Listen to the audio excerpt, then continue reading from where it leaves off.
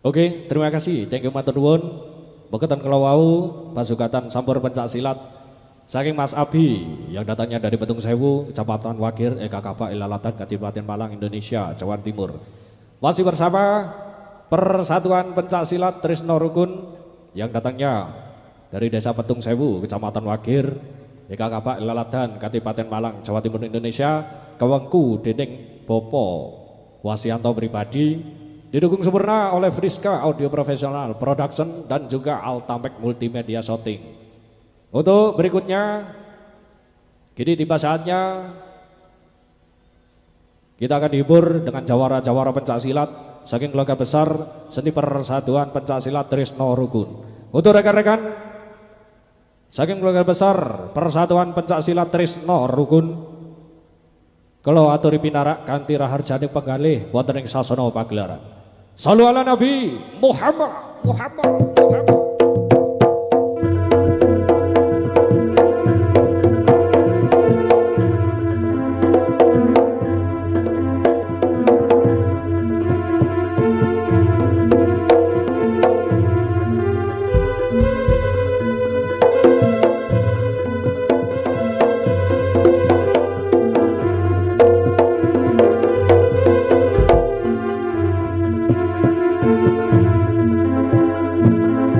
Semangkaing saking sasana busana kang lupa wonten papan pagelaran Jawi.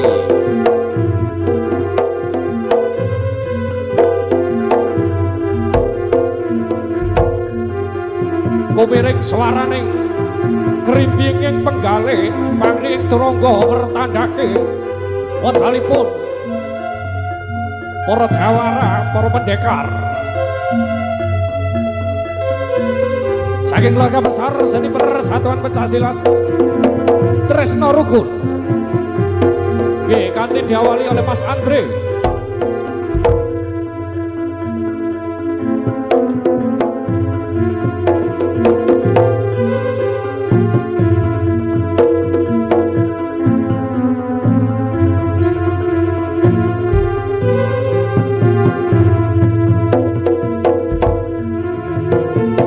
Terima kasih, thank you, matur nuwun. Lanjut.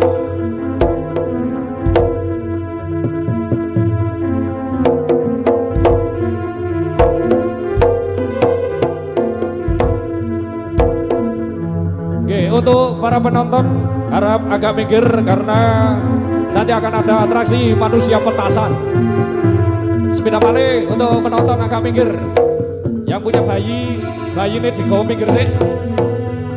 Mangke wonten atraksi petasan.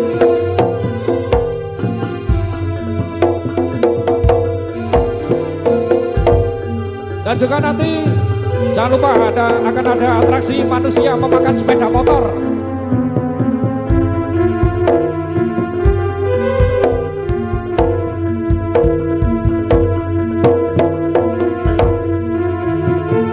Oke, terima kasih teman-teman. Lanjut.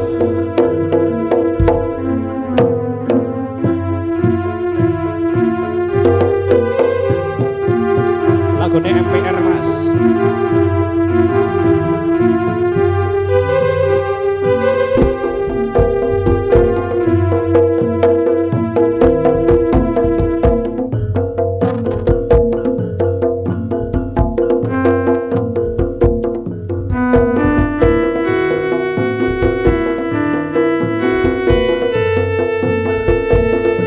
Tukang gendange ganti, nelak tukang gendange.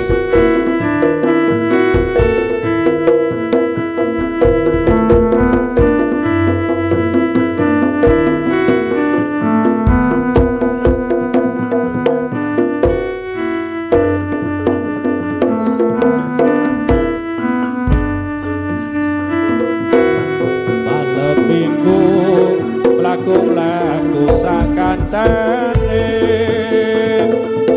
alun-alun wayah sore pancet rame, muda-mudi kegocekan sak kancane, sing do pacaran gandengan tangan sing mesrae. Malang kota di pancet rame.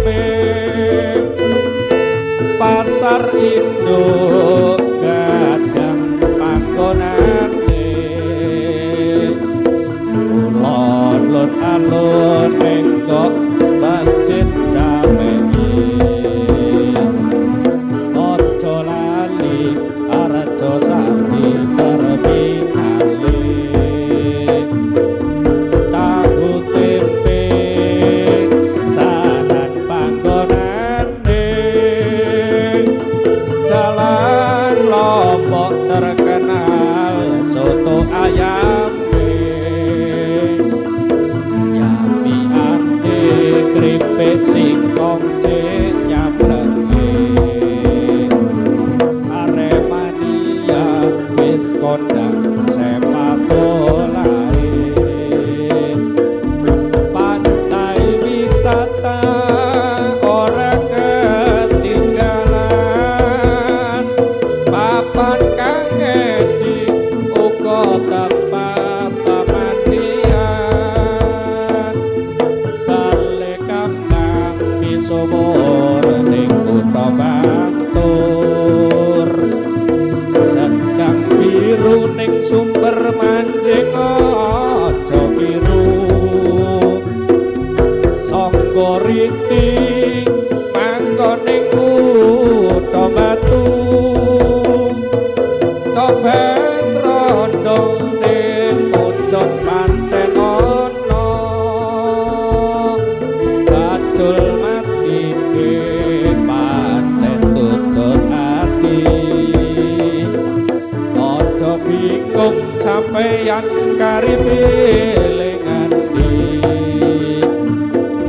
yen ora ngandel ceritaku iki buktekake kutha Malang pancen asri wis kondang kaloka kutha Malang iki tindak mriko kula jamin pengin keri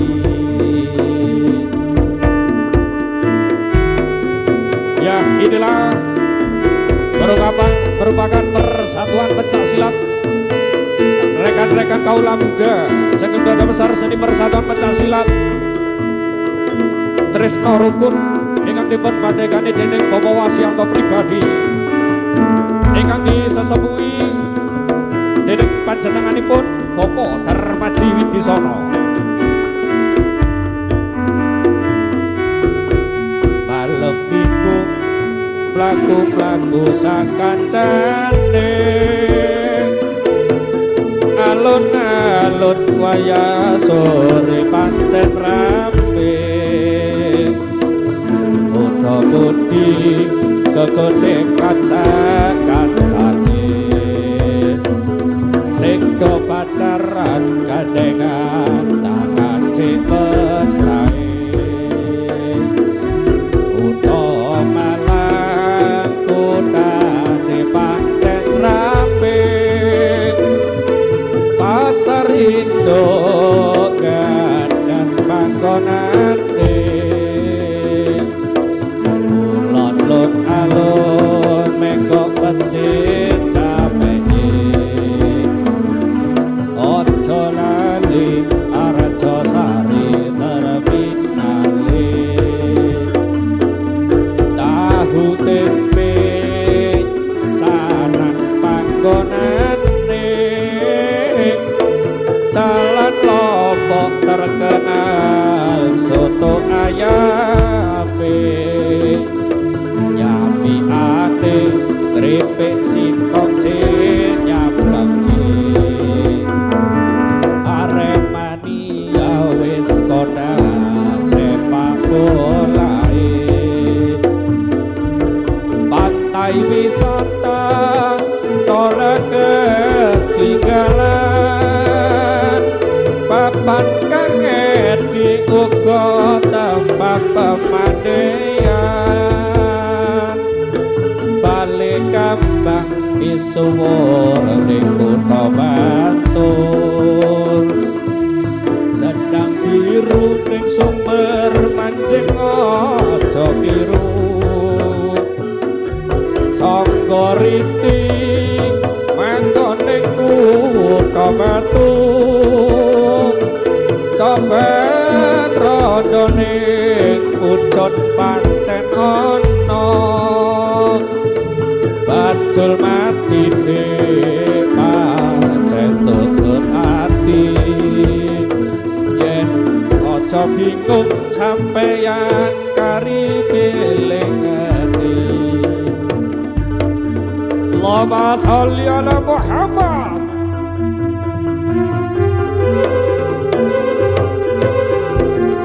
Oke, langsung dilanjut pertarungan saking keluarga besar Seni Persatuan Pencaksilat Trisno Ruko.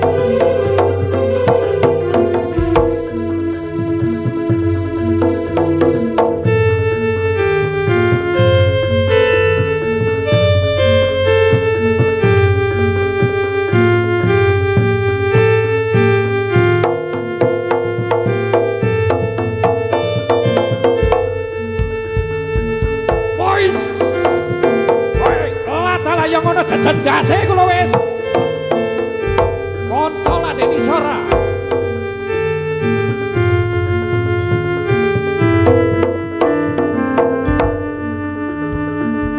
apa wis pancen dadi garise lelakon iki kok kaya ngene apa wis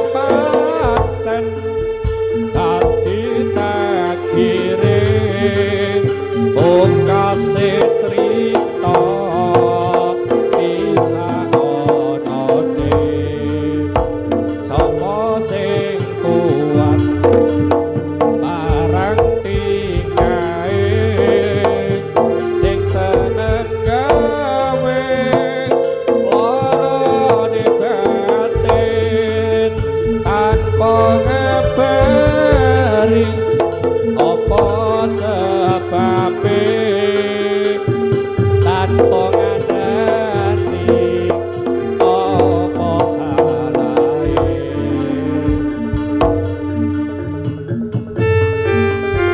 wes Allahumma sholli ala Muhammad woi Allah taala yang ngono wes jajan dase kok dase jajan dase penjara urusan keri wes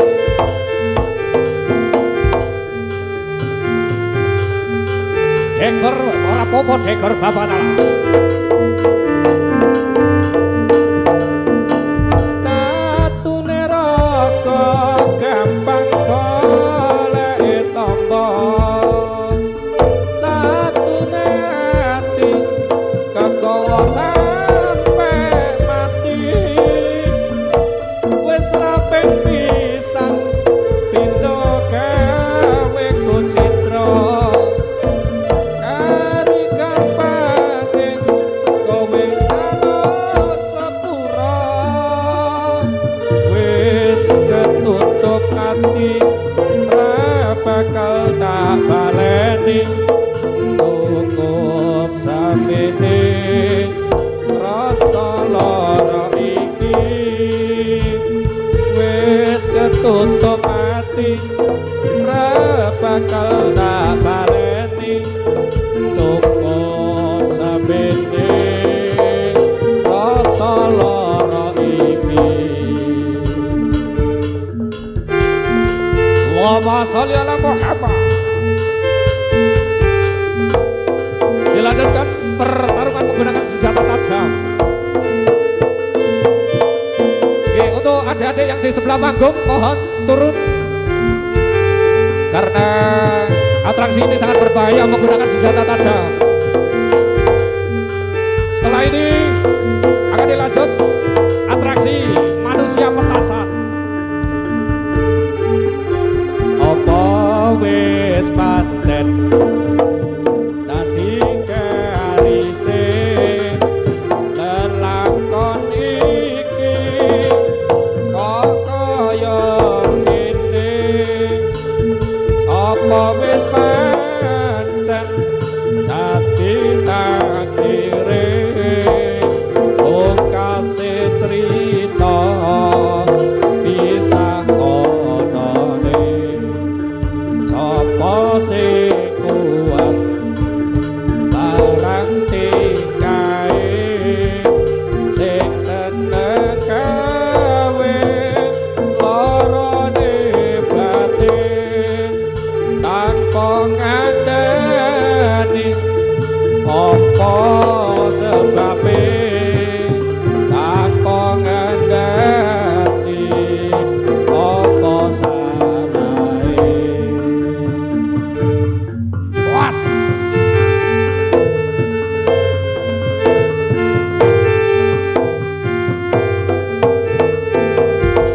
woi Allah taala ayo ngono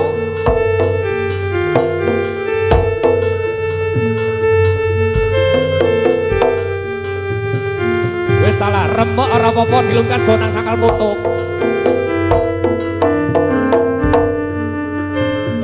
catune raga gampang korek tama catune ati kegawa sampe mati wis rapet pisan pindho gawe kucitra kari gampange kowe jala sepura wis ketutup ati ra bakal tak baleni cukup semene rasa lara iki wis ketutup ati ra bakal tak baleni cukup semene rasa lara iki.